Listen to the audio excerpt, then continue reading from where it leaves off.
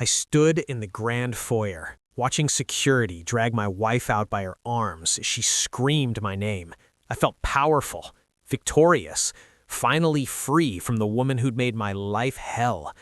20 minutes later, when her father's lawyers arrived with eviction papers bearing my name, that power turned to ash. If you've ever wanted to stand up to someone who betrayed you, hit that like button, because this story is just getting started. I need you to understand something right now. I thought I had everything. The kind of life people kill for. The Ashford Manor wasn't just a house, it was a statement. Marble floors that echoed when you walked, chandeliers that cost more than most people's cars, and windows that overlooked gardens so perfect they looked painted. Every morning I'd wake up in that master bedroom with the vaulted ceilings and think I made it. 5 years of marriage to Sienna, and I genuinely believed I'd built this empire. God, I was such a fool. Sienna was beautiful in that effortless way that made other men stare and other women whisper. Elegant, poised, the kind of woman who could walk into a room and own it without saying a word. But lately, something had shifted. She'd become distant, like I was furniture she'd grown tired of looking at. At dinner parties, she'd make these little comments, subtle digs that everyone would laugh at while I smiled through clenched teeth. "Marcus thinks he's such a big shot at work," she'd say with that practiced smile. "It's adorable, really." I'd brush it off, tell myself she was just being playful, but the words stuck like thorns. Then came last Tuesday. I'd forgotten my phone at home, came back during lunch to grab it. Her phone was on the kitchen counter, screen lit up with a message. I shouldn't have looked, but I did. The name at the top just said Jay. In the preview made my blood run cold. He actually thinks this is all his? Pathetic. I grabbed her phone, scrolled through weeks of messages, flirty texts, inside jokes, plans to meet up, and worse, so much worse, messages where she mocked me, laughed about me, called me convenient, called me manageable, like I was a pet she'd grown bored of. I couldn't breathe, couldn't think. I just waited, phone in my hand, pacing the marble floors until I heard her car in the driveway. She walked in with shopping bags, smiling, and that smile died the second she saw my face. "Who is Jay?" I asked, my voice shaking. I expected denial, tears, something. Instead, she just sighed, set down her bags, and laughed. Actually laughed. "Oh, Marcus," she said, like I was a child who'd discovered something he wasn't supposed to. "Does it really matter?" That's when I lost it. 5 years of holding my tongue, of being the good husband, of ignoring every condescending comment, it all exploded. "Does it matter? You're cheating on me in my house." The words came out like venom. She didn't even flinch, just looked at me with those cold, beautiful eyes and said, "You were always just convenient, Marcus. A placeholder." A placeholder, like I was temporary, disposable. She admitted it all, months of seeing someone else, never really loving me, marrying me because I seemed easy to control. Every word was a knife, and she twisted each one with surgical precision. I don't remember deciding to do it. I just remember screaming, "Get out!" My hands were shaking, my vision blurred with rage. I called security, the 2 guards I'd personally hired 6 months ago. "Remove her from my property," I told them, "now." I can still see her face as they took her arms, the shock finally breaking through that icy composure. She was screaming my name, tears streaming down her perfect face, her designer heels scraping against the marble as they dragged her toward the door. "Marcus, you don't understand. You don't know what you're doing." But I didn't care. I slammed that massive oak door so hard the chandelier shook, and I stood there in the silence, chest heaving, feeling more powerful than I'd ever felt in my life. I'd finally taken control. I'd finally won. If you've ever wanted to stand up to someone who betrayed you, hit that like button right now, because what happened next destroyed everything I thought I knew. I poured myself a glass of whiskey from the crystal decanter in the study, the expensive stuff, the kind that burns smooth going down. My hands were still trembling, but it was adrenaline now, not anger.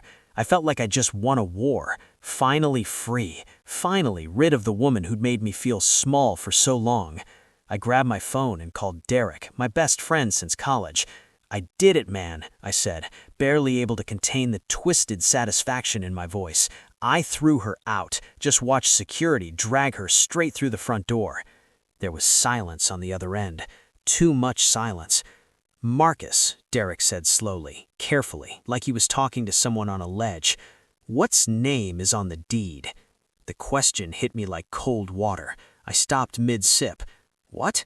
Derek's voice got quieter, almost apologetic. "The house, man. Who's actually on the property deed?"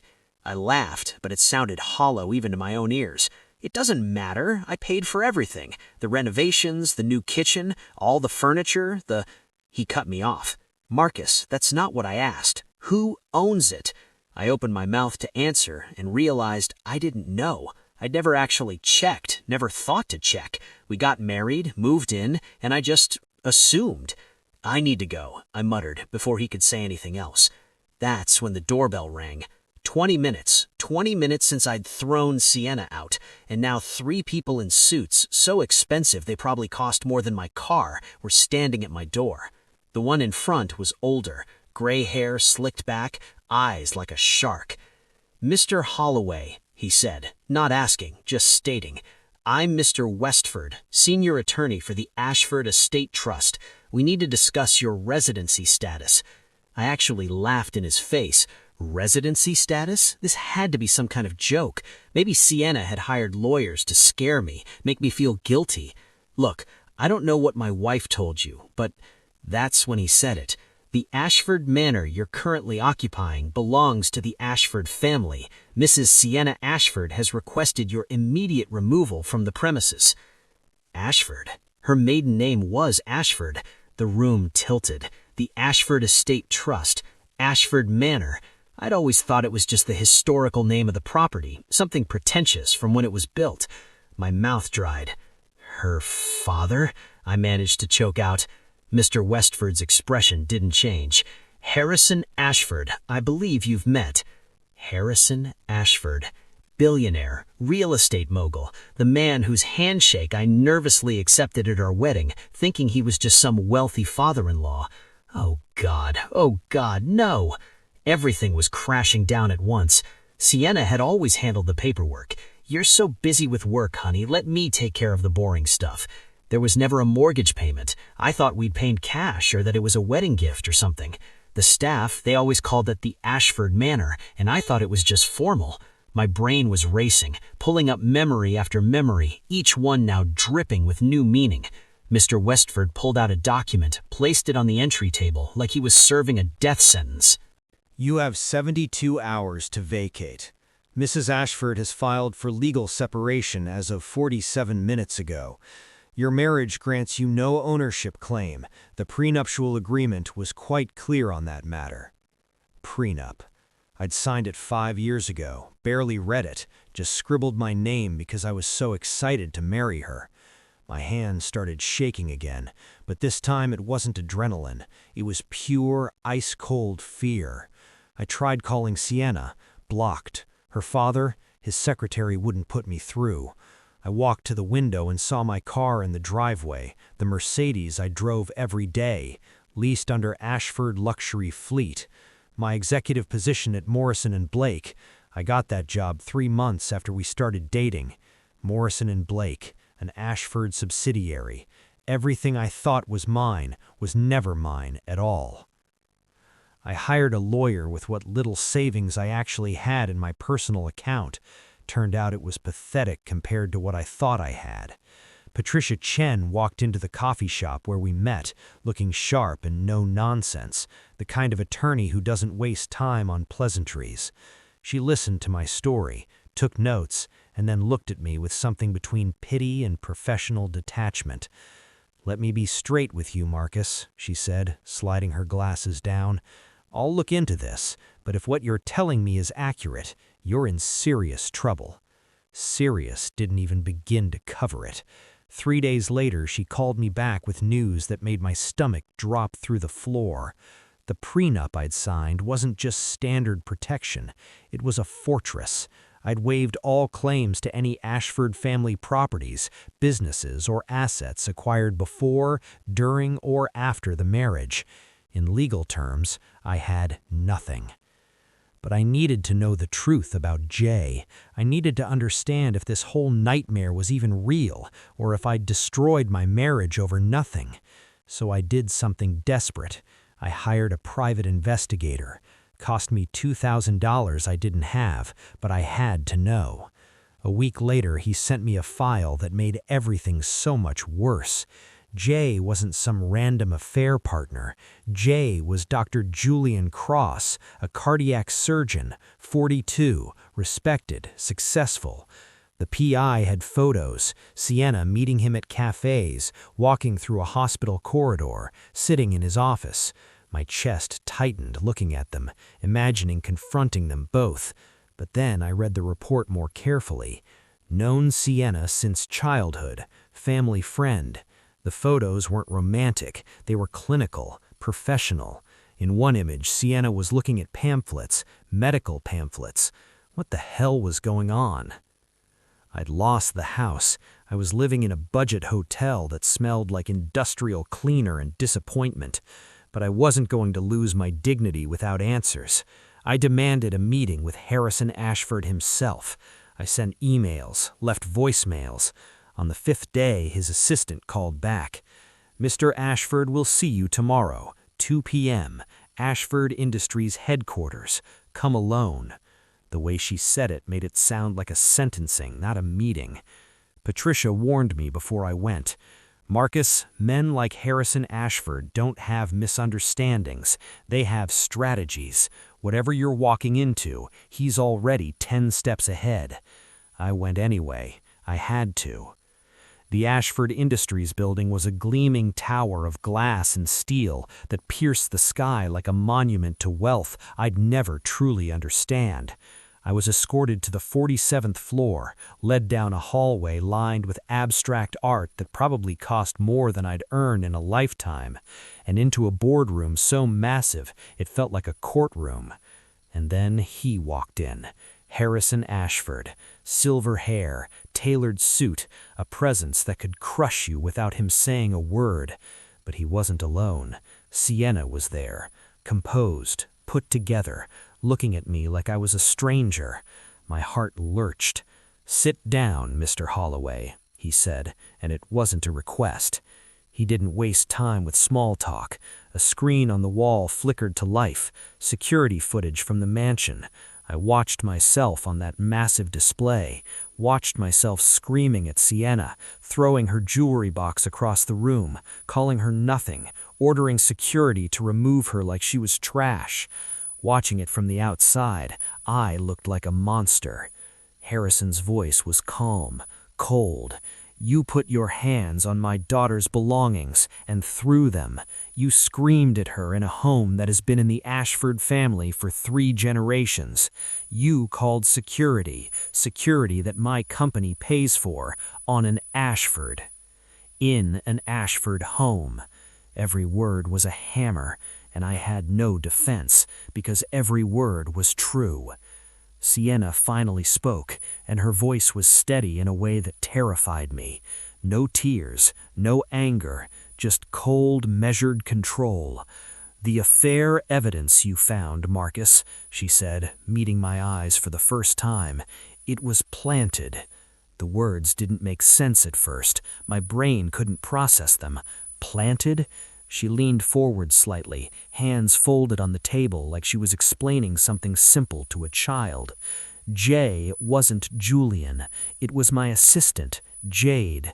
We used a burner phone, sent those messages from her device to mine. We needed to see who you really were."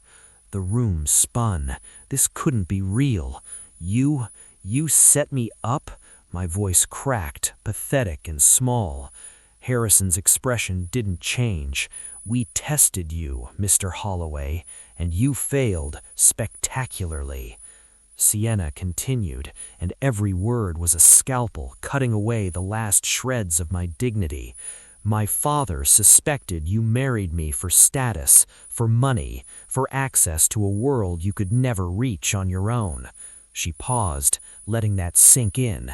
"We'd been trying for a baby, Marcus. I wanted to make sure, absolutely sure, that the man raising my child was someone of character, someone who'd stand by me even when things got hard, someone who wouldn't throw me away the second he thought I'd betrayed him. The baby. God, we'd been trying for 8 months. I thought it just wasn't happening yet. I didn't know she was testing me, studying me, waiting for me to show my true colors. You passed our test," Harrison said, his voice dripping with disdain. "You showed us exactly who you are." He slid a folder across the polished table. I opened it with shaking hands. Inside was my entire life, dissected and documented like a lab specimen. My job at Morrison & Blake, given to me as a favor to Sienna after our 3rd date. My salary, $95,000 a year, triple the industry standard for my actual qualifications. Ashford money. The lease car, the country club membership, the tailored suits I wore to feel important, all of it funded by Ashford accounts I never knew existed. There was even a breakdown of our wedding. I thought I'd paid for half. The document showed I'd contributed $8,000. The Ashford family had covered $240,000. I felt sick. Everything I thought I'd built with my own 2 hands was charity. I was a kept man who didn't even know he was being kept. "Julian isn't my lover," Sienna said quietly. "He's my cousin. He's one of the top fertility specialists in the country." She pulled out her phone, showed me photos I'd never seen. Julian at family gatherings, Julian as a teenager standing next to a young Sienna, Julian at our wedding in the family section. How had I never noticed? "I was working with him to plan a surprise for you, fertility treatments, consultations. I wanted everything to be perfect before I told you." Those texts I'd seen, the ones mocking me, she explained them now, venting to family about my ego, about how I strutted around the mansion like I owned it, about how she was trying to protect my pride by not telling me the truth about where our money really came from. She'd been protecting me, and I'd destroyed her for it. Harrison stood, buttoning his suit jacket like he was closing a business deal. "Your employment is terminated effective immediately. The eviction stands. 48 hours now, not 72. The vehicle will be repossessed today. All accounts you believed were joint are frozen. And the legal fees for enforcing the prenuptial agreement?" He smiled, and it was the cruelest thing I'd ever seen. "Those are your responsibility. Approximately $47,000. Patricia whispered beside me, her voice barely audible. "You have no legal standing. None." I'd thrown away everything, and the worst part? I deserved every second of this. The hotel room was the size of a closet compared to the master bedroom I'd woken up in just 2 weeks ago. Thin walls, a bed that creaked when I sat down, and a view of a parking lot instead of manicured gardens. I had 2 suitcases. That's what my life had been reduced to. Everything else, the clothes, the watches, the leather briefcase I carried to feel important, all of it stayed behind, because none of it was ever really mine. I sat on that bed the first night and didn't sleep, just stared at the ceiling, replaying every moment, every mistake, every word I could never take back. The friends I thought I had stopped returning my calls. Turns out they weren't my friends at all. They were networking contacts through Sienna, people who smiled at me because of her last name, not mine. Derek came by once, sat in the single chair by the window, and said the words that broke me all over again.